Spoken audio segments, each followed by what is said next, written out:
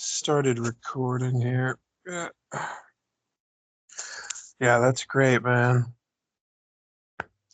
For those of you watching pre-recorded version of this, Thomas was just talking about how he was doing good being calm, but now he's adding some joy into it. That's great, man. And yeah, more awareness of what we're doing too. I was just listening to Food for or Food of the Heart by Ajahn Chah. Oh, welcome, Philip. And he was saying that when he was saying people that only are experiencing a calm and they're not really aware of it are missing out, because a lot of even everyday people, they can fall into states of calmness.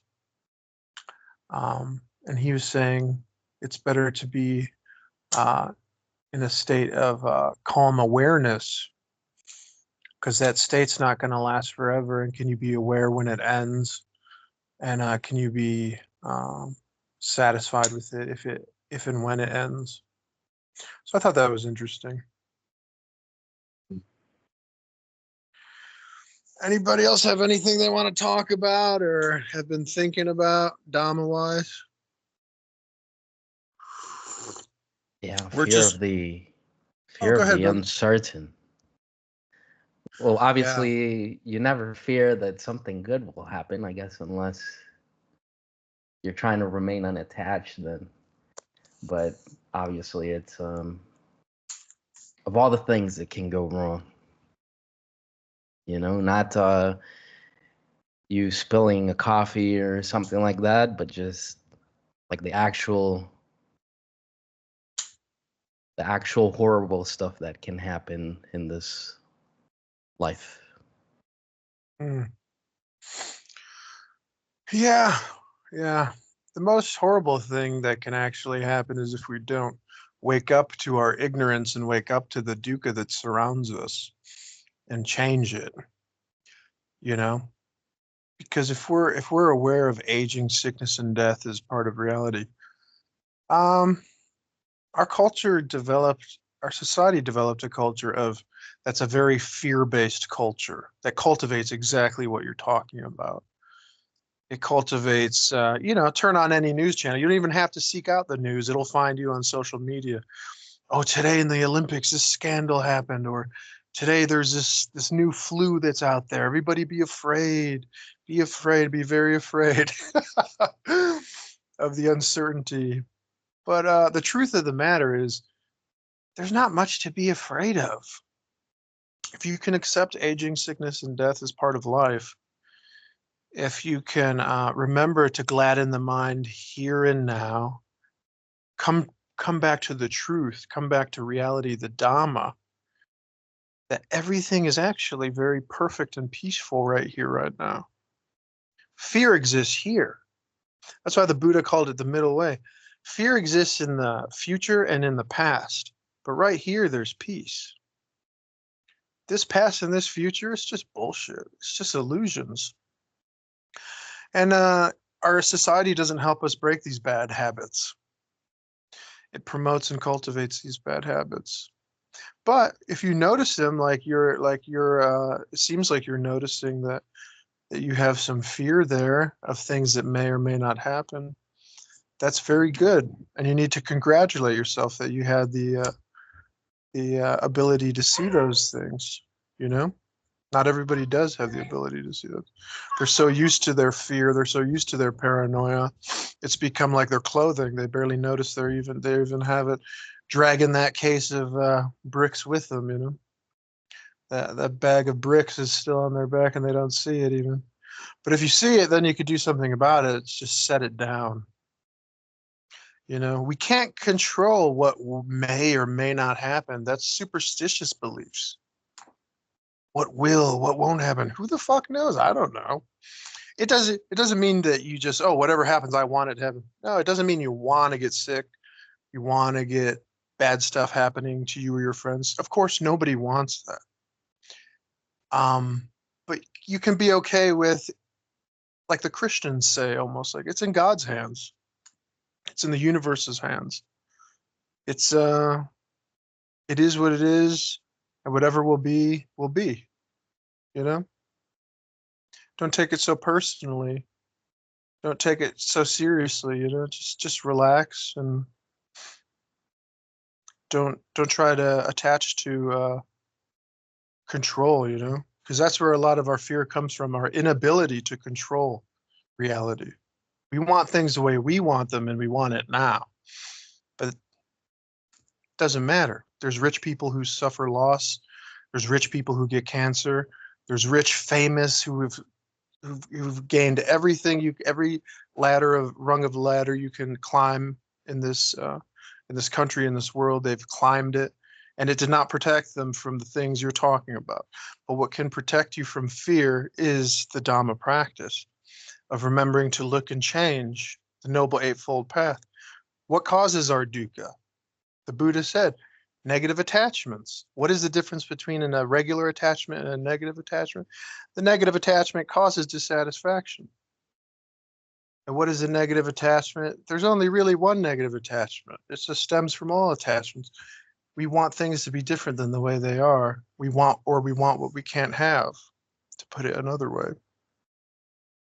So the Buddha said, there's the truth. If you cling to things, you will suffer. You will have dissatisfaction. You'll have dukkha. Hi, buddy. Aurelian.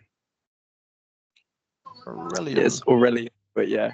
Aureli. Okay, cool. Hey, guys. Nice to meet you, man. Nice to meet you, Dasa. I really enjoy your talks on YouTube. They've been great. I love you, dude. I especially enjoyed the illustrations you showed, I think, Jonas one time. They were good. It was the one yeah. And I think like the black and white one, but I don't remember what it was.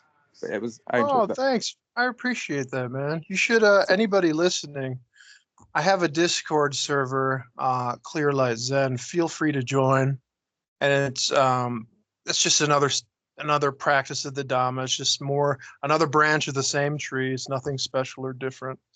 And also, everybody listening, really fast, visit Open Sangha Foundation.org and start making friends on there.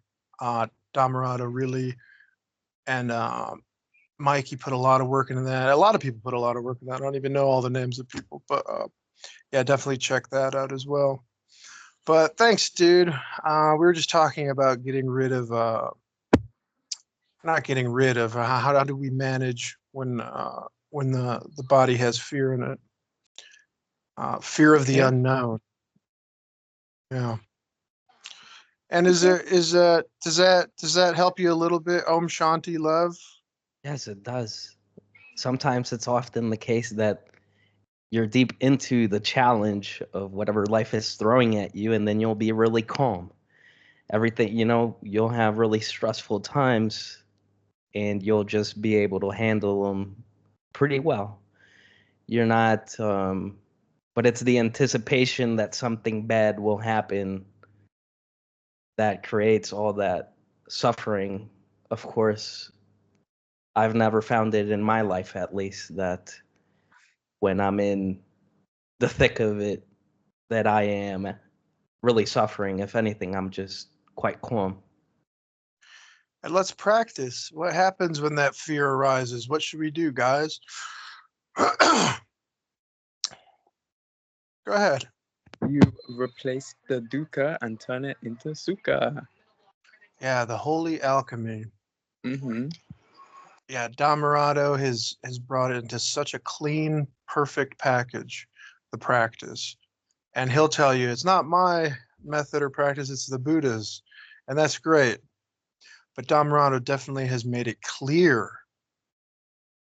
He's taken away the rhetoric. He's taken away the mumbo jumbo. Him, Buddhadasa Bhikkhu, and the other teachers Dhammarato may have had that helped him with this type of practice and method.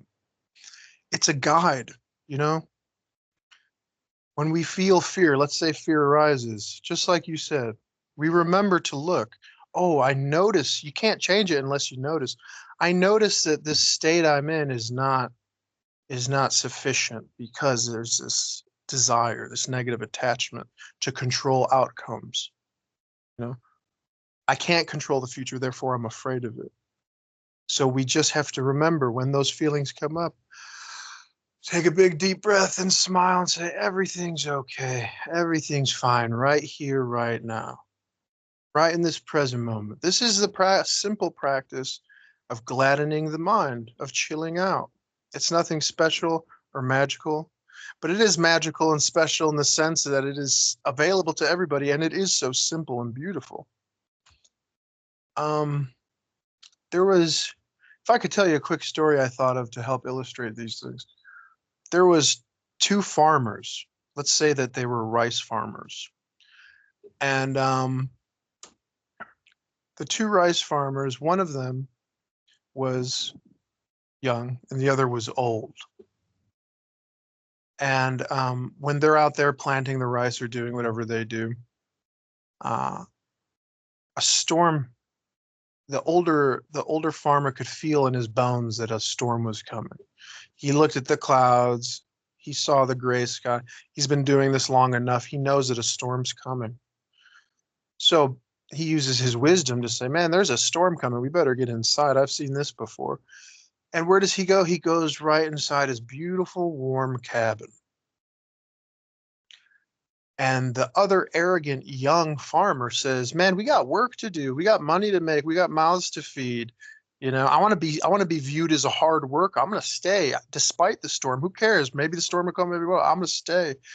And the young, stupid person stays there, and the storm comes, and he breaks his ankle trying to go run toward the house when it's too late. And that story just illustrates that storm that's coming is our negative attachments. And if we let it, if we don't have the wisdom to remember to look and change it by going back to the breath, going back to the present moment where everything's fine, going back to our home, that storm will come and consume you. And it consumes everybody who's arrogant and young a lot of the times. But the old farmer recognizes the signs. He feels the little dripples of precipitation on him. He's like, he looks at the sky, he reads the wind. He's like, I've seen this before. This is not good. Let's go home to our nice warm cabin, put our feet up by the fire, have a nice cup of coffee, relax. That's reality. You know, you don't have to be a slave to your negative attachments. Dumb people think that the reward is out there, climbing the ladder of success, greedily trying to get every last drop of food before the storm comes. You have to let that stuff go. There's nothing there that's going to benefit you. Better to come home. It's always better to come home when you see a storm on the horizon. You know? And the breath it's such a good metaphor for the anapanasati, because the cabin, it has the door and you have to open the door, and that's the breath. It's the doorway to what's happening right now and reality. And the reality is everything's fine. And our peaceful nature is revealed to us when we're just chilling with the breath. So we have to develop that sati that the farmer had. We have to develop the skills with a little bit of practice. And it's fun. It's not work. It's fun. It's easy. And we get in the habit, the good habits of seeing, checking in with ourselves in a balanced way throughout our day. Is my mind at and for people who are more letter and number oriented, I'm a very visual person. I know Dhammarato probably won't like me using the word I or me, or especially talking about how my mind's visual. I don't know. Maybe I'll have to ask him, but whatever. I'm a very visual person, and other people are very letter and number oriented. You know, they see things, they think in text almost. So I hear. And for those people, think of it more like your baseline is 0, and get really good at reading the scale. And once in a while, check into your scale Is it super high, happy, joy that you're getting attached to, or is it super negative, -10, fear, anxiety, anger, hatred, delusion? Or is it just peacefully at 0? So if it does get too happy, you say, yeah, I like this happiness, it's fine, but I have to keep in mind, I can't get attached to this stuff. It's not going to last forever. And that brings you back to 0. And then your mind switches to anger, hatred, fear, delusion, greed, lust, whatever. Doubt, that's a big one we were talking about the other day. And then you remember to look at your scale. Oh, it's at -50. I'm in, this is not good. I got to bring it up to 0. Boom, you bring it back to 0. You change it. Say everything's okay, everything's fine, and the breath is the 0. The truth of reality is everything's fine here and now. This is the practice. This is why I emphasize this so much. And this will be the only thing I talk about is Anapanasati, the Noble Eightfold Path, because it's the only thing that's worth talking about. Everything else is meaningless. Everything else is just pissing in the wind. Because what else can you do? I was talking to my friend on here the other day. We were talking about Milarepa. I read the biographies of Milarepa. I read the biographies of Yogananda and Osho and read some of the Buddha, read the Pali Canon. I read all these things. But you ask yourself the question, well, what does this all mean? What can I do? So what? I read all this stuff. What good does it do? What we can do is the Noble Eightfold Path, which is why I emphasize its value. Not only is it valuable, it's the only thing worth of value. It's the only thing we can change to our benefit, true benefit, not just temporary sense pleasure bullshit. So is there anything else anybody has on their mind, Dhamma-wise, or anybody just want to talk about something? Hello. Hi, Crash. How you doing, dude? Wait, is my mic working? Yes, it is. Oh, yes. Sorry. Oh, the blue wasn't showing up, so I didn't think it was putting audio. Sorry. Oh, it's all good, dude. Okay. Yeah, I thought that was really insightful. I've ever since that talk a couple weeks ago, I've actually been sort of like digesting the everything is okay mentality, and I think I've been getting a lot out of it. It's like at first there's this resistance that's like there's all these problems, right? These need to be fixed before this or that, and it can't be okay yet. But realistically, the idea that something isn't okay is it's an applied quality from the mind. It has nothing to do with the thing itself. The idea that something needs to be changed comes from the idea, not the thing. Yeah. So if we can just it's as ridiculous as a tree telling itself, or a little small plant. It's as ridiculous as the plant telling itself something needs to be done. Something needs to be changed and controlled. It's like, plant, you're a plant. God gave you water and whatever the hell else you need. Just chill out. Yeah, it just is. That doesn't mean that things can't be better, but they don't need to be better in order to find peace or comfort or whatever. Right. It doesn't mean you can't have fun. A lot of people, they get on this kick of like, I can't do this. If I'm practicing the Dhamma, I can't. I've never experienced that. I've never felt because I practice the Dhamma, therefore I can't. Like Dhammarato always says, all these things are just guidelines. You want to draw.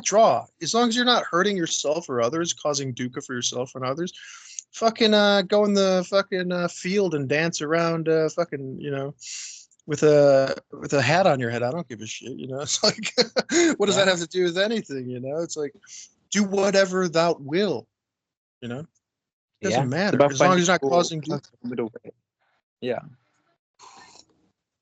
Just the right amount of effort to find your middle way is the only thing to do ever, really. Yeah. Just the right amount of effort. How much effort do we need? Just the right amount to change the dukkha into sukha. Exactly. And getting in the habits of bringing our scale back to a homeostasis, back to a balanced 0, of the mind, where it's his natural home. And the breath does that. Fear arises, we come back to the breath. Everything's okay. It's not that big of a deal. We don't have to worry so much about this stuff. That's the truth. And then eventually, even noticing the breath, even noticing this wholesome speech and inner thoughts, feelings, and emotions that are more wholesome, even that just becomes a second nature after a while. Yeah. And you just are chill. Because what could possibly bother you? Oh, this person you love got sick. Okay, I don't want them to get sick, but I'll deal with it in this physical reality the best I can. I know Dhammarato doesn't like the word try, but I love the word try in the physical sense. In the Dhamma practice sense, he's right. You want to just do the practice. You don't want to try to do the practice. You just do it. You just come back to the breath and change it. Because if you try to change it, it's not change it. But in the physical realm, I think trying is very important. Because when a problem presents itself, what choice do you have but to try? You can't control things in that physical realm. You can control very little. But when it comes to the mind, it's like one of my favorite artists, Bukowski. I have writers tattooed on my arm. On his gravestone, it says, "Don't try." That's all it says. Don't try. And what he meant by that was, don't try, do. Just do it, like Nike. he would hate that correlation, but that's what it really means. So when it comes to the practice, just do it. When it comes to the physical reality, problems occur. Just what can we do but try to solve them the best we can, or don't solve them. It's up to you. Whatever your choice is, the point of the matter is, we have the ability to change our mind. We have the ability to not get caught in the weeds of our mind by remembering to look and change. And it's very easy. It's nothing special. You're just relaxing. We're just breathing. We're just having a good attitude. We're just, don't worry, be happy with everything. Stop worrying about getting it right. Oh, go ahead, buddy. One thing I think people get wrong a lot is like they think they need something extra to like be okay, when in reality breathing is effortless, it's free and always available. And so when you get wrapped up in like needing something extra, a desire, you're always going to get it wrong. And it's until you try to actually detach from that, you'll actually be satisfied, then you'll actually be happy, and you'll be able to sustain these things through anapanasati. Yeah. Well said. Definitely, man. Anybody else got any thoughts or opinions on what he just said?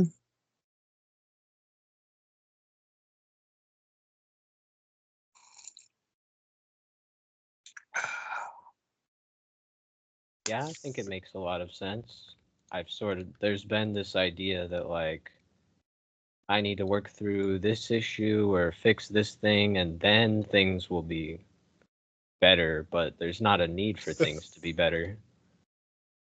It's just like finding acceptance with how things are and just finding what you have and appreciating that. Yeah. You need very little to be happy in this world, to be joyful in this world. And the Buddhists whittled it down to the breath. And even that, if you don't have the breath, you're no longer here, and then you have no problems for sure, Like Dhammarato always says, And it's a beautiful thing to breathe. Because if you don't think it's a beautiful thing, try holding your breath. It sucks after a while. Yeah. Everything in your cells wants to breathe. And when you have no breath and you finally breathe, it's like, man, I should appreciate the breath more, because we take it for granted. We have a tendency to do that. Yeah. Kind of related, but I think one reason why cigarettes are so popular is because they actually force people to be in their breath. Not only is it the chemicals they're getting, they actually are having to take that moment of inhalation, deep chesting it, and then exhaling. That's probably why it's so wonderful, by the way. Yeah. I don't used to smoke. But, yeah, I don't smoke anymore. I smoked for like 16 years ago. It's so heavenly.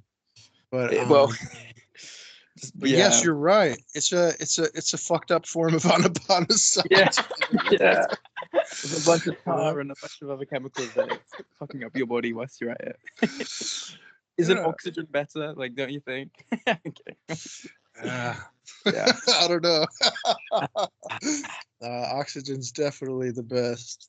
It's just enough for me. Yeah. Mm-hmm. Yeah, a lot of monks smoke, and there's a lot of people. They get all wrapped up in that drama. Should I? Shouldn't I? Should I? What's the rules? What's this? Man, if you're looking for your happiness to come straight from any material thing, you're never really going to be satisfied, because it's never going to fully satisfy you. That's the nature of it. It's like the nature of a dog is to bark. The nature of having ignorance in this reality causes dukkha. When you want something, you're always going to want more of it. Like, when's my next hit? So it's going to be a cycle. Definitely. Of course, any smoker knows that if you wake up and you don't have a pack of cigarettes, you're going to go straight to the gas station. For the UK people, I don't know, does Tesco sell cigarettes? They do, yeah. There's a Tesco, yeah. Yeah. And then you turn into, I don't know, just like a badger. Get all mad. Where's my cigarette? Treadmill cigarettes, yeah. Yeah, basically everywhere sells cigarettes here. It's kind of crazy and also fucked up, but yeah. Yeah, alcohol is a big one too. A lot of people get sucked into that trap, man. Liver damage. That is good. Yeah, addiction, that's Mara is addiction. Exactly. They don't have the wisdom to see past it because they're just so engulfed by it, I guess. Yeah. It's in a weird way, it's a very sad attempt of people who haven't heard the Buddha's teachings trying to find sukha. Yeah. It's a sad attempt of them. What's the old phrase? I want to get comfortably numb. They don't know Buddha. They don't know the Dhamma practice. All their society has given them is money, greed, and alcohol and drugs. So they're like, why do we have this homeless problem? Why do we have this drug addict problem? I wonder why. Why is the mental health so bad? Yeah. Yeah. Why is the mental health? Well, how was your childhood? Well, both parents worked all the time. And then I had a TikTok showing me drugs and other debauchery things. It's like, I wonder why our culture is so fun. But in the truth of the matter is the culture, society, the world, everything's perfect. Because that shit's just delusion, phrases in my mind that don't exist. Come back to reality, come back to right now. There is no society. There is no culture that's fucking up. There's just perfection. But the more social media you watch, the more fear-based, fear-mongering news you watch. What's funny about the government? The government, there's a little secret about the government. It's not fucking powerful. It doesn't exist. But they get you talking about it. They get you saying, it's about as real as money. Yeah, and we all know the constructs. Yeah, but what do? They get you talking about it, and they have no gripe if it's bad, a negative way you're talking about them, just as long as you have big daddy government in the back of your mind. And religion used to do the same thing. We don't care if you agree with us. We don't care if you like us or hate us. Just be talking about us. Have that fear in the back of your mind that we are an entity that's very powerful. And they exist, and boom, like magic, they exist. Just like everything in our mind, Like I'm worried about... is good publicity. Go ahead, buddy. Any publicity is good publicity. Like, talking about it is the whole point. Yeah. That's right. And in a way, we're doing almost a reverse propaganda campaign on our mind. We're taking away the bad sankharas and kamas, and we're pumping it full of new propaganda. That's actually, I don't know if it's even considered propaganda because it's just the truth. It's reality. Everything is okay. Yeah. I think propaganda, the actual meaning of that word, is just like trying to convince people of something with some kind of like media or whatever. So it can definitely be true or beneficial things. Sweet. Then we pump our mind full of positive propaganda. Yay, propaganda. Yeah, that's truthful propaganda about reality, because the truth is, like Dhammarato always says, there's no tigers attacking us right now. There's no mafia after us. It's just rooms. It's just peaceful dudes chilling, trying to better themselves in a general way of speaking. You know, we want to get to nibbana, man. We just want to get to a place where our mind is taken off of the fire and we're just relaxing. And it is possible. The doubt disappears the more you do it. I've noticed that. There's nothing to be doubtful of, because you can see the truth plainly, in plain sight, when you remember to look at the truth. And the fruits of that truth are just the natural peace that is, I like to call, in a kind of poetic way, it's our true nature, this peace. Perhaps even in a literal way. You know, everything else will go away and pass, but our true nature, this emptiness, this peace, a lot of people don't like to put labels on it, but I don't mind. Call it the Dhamma, you know? Buddhadasa Bhikkhu used to say, if you want to get attached to something so bad, if you want a thing to be called a self so bad, if you need one, have it be the Dhamma then. You know? And if you attach yourself to that, if you feel like attaching onto something for dear life, attach to the Dhamma, you'll be happy as a clam. Peaceful as a little Buddha statue. Anybody else? I'm sorry. Go ahead, buddy. People are too obsessed with the like aesthetics of the Buddha statue rather than like his actual teachings, or obviously the Dhamma. Yeah, the Western. Because we've been trained to we've been trained by bullshit artists. You know, like when people are running for re-elections and stuff. Like Barack Obama, perfect example. They don't care if you're a good person. They want you to dress and smell and look and act like a good person. Then they become putty in your hands. You can do whatever you want. They don't give a shit. You know, the real evil. Oh, sorry. Go ahead, buddy. I was just agreeing with what you're saying. Yeah, the real evil in common society, the thing that they think is really evil, is not fitting in with the herd. You know, and what is the herd like? The herd likes the way things look. The herd likes not the inside. The herd likes the outside, the physical, the status, the beauty, the bullshit clothing, the money, the houses, the cars. These are the things that ordinary type-minded people go after, and to their detriment, you know. But can't control them, and who would want to control them? The only thing we can control is remembering to look and change here and now. And you got to get in the habit. You got to get to the momentum going, and it becomes a fun game, and it becomes easier over time. Then fear, doubt, all these things, nothing can be there because you're not clinging. You're not attached to anything negatively. You're just chilling in a parking lot somewhere in your car or right here, whatever. And a thought comes, oh, I feel bored. That's okay. The mind offers me all types of suggestions. I don't have to listen to every damn suggestion it gives me. Oh, I feel angry. Okay. It's not me that feels angry. It's the body. See, I disassociate myself from that.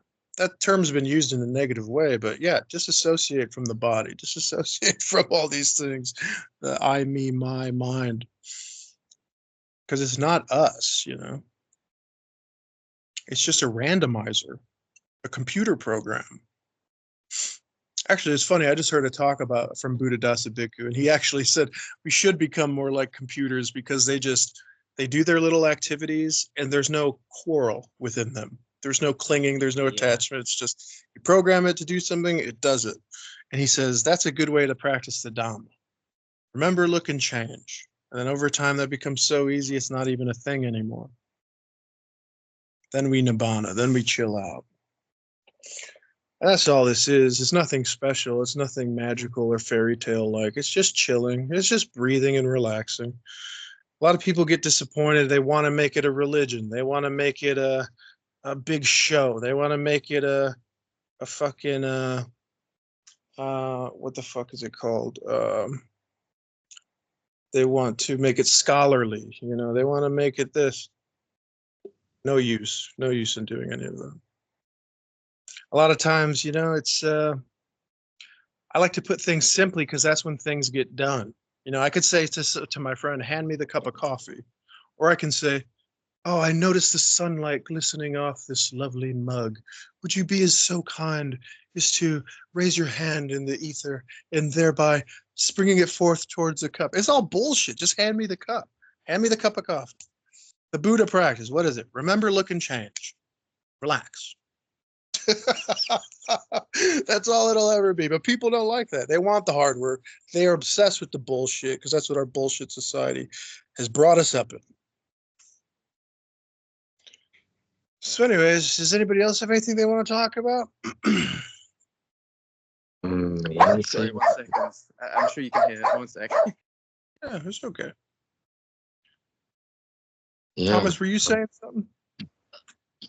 About bringing practice into doing things and finding the balance of when to take a break. Is it to take a break as soon as doing something while practicing becomes unsatisfying and maybe in a minute or two it doesn't change?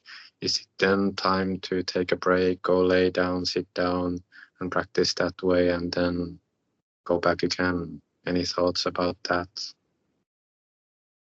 Does anybody else want to respond to what Thomas was saying about are taking breaks necessary or relevant?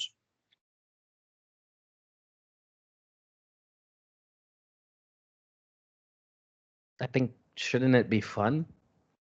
It should be fun, right? It should be it should be joyful to practice, and if it's uncomfortable, it must be in some type of way that there is some attachment in the sense of, oh, I'm practicing and I'm not doing so well. I should be doing better, or I'm not meditating all the time as well as I could be, and I think all of those are attachments, are they not?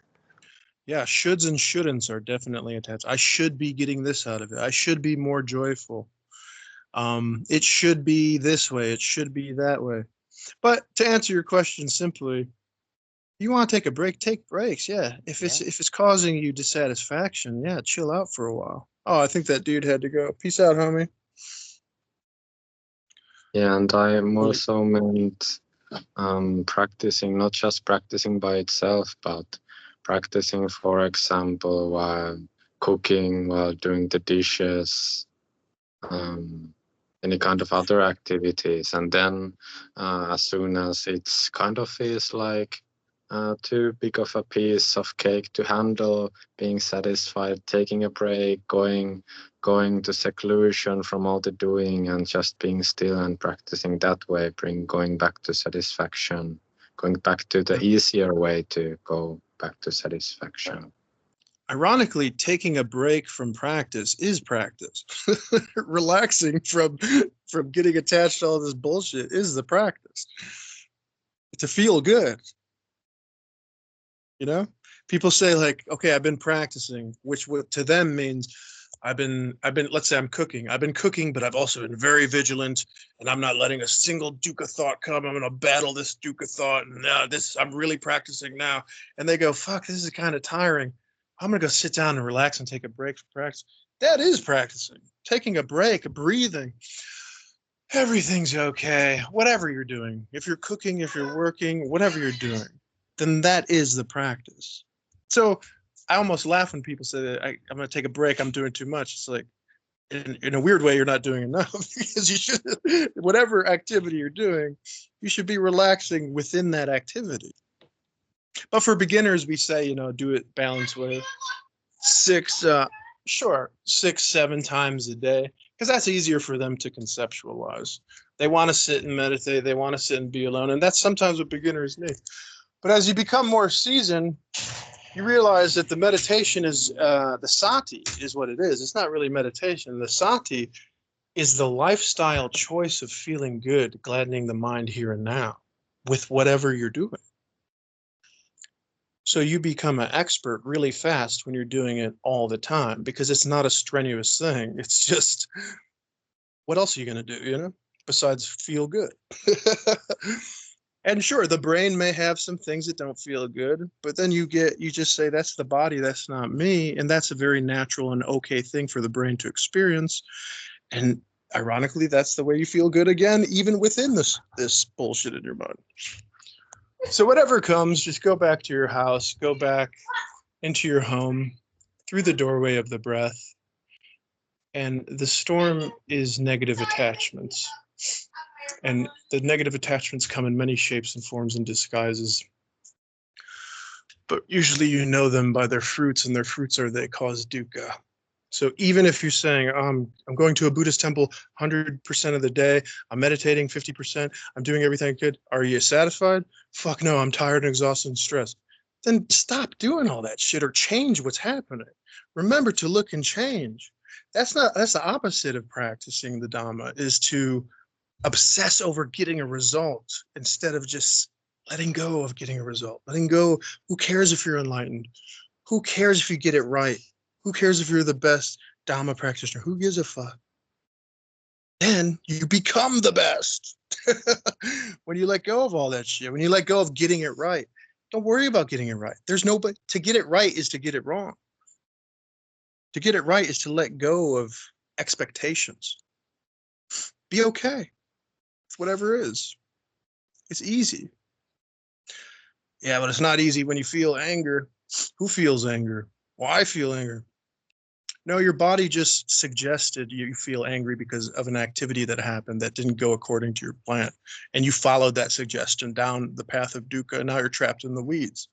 But when it throws me that suggestion, I go, oh, there's anger there. Okay, so what? Why am I angry? Oh, because my kid broke this. So let it be broken. I don't want it to be broken, but it got broken, and that's fine. Fuck it. I'm not going to get angry. And I'm not anger. My body has anger. It's a difference. Yeah. Yeah. But anyways, dudes, I gotta get going soon. Any last things you guys want to talk about before I go? Well, just thank you first. Just very nice to have stuff like this every now and then. Oh, thank you, dudes, for joining. Can't do it without people joining. Yeah, thank all of you. You guys are awesome. And if you could find me on Discord, be sure to friend me so I can add you to our other server that we have going on. That's pretty cool. And visit opensanghafoundation.org. Okay. Much peace and love, dudes. And I'm always available if you want to message me for whatever reason. Thanks for joining. Peace, homies. See ya. Bye.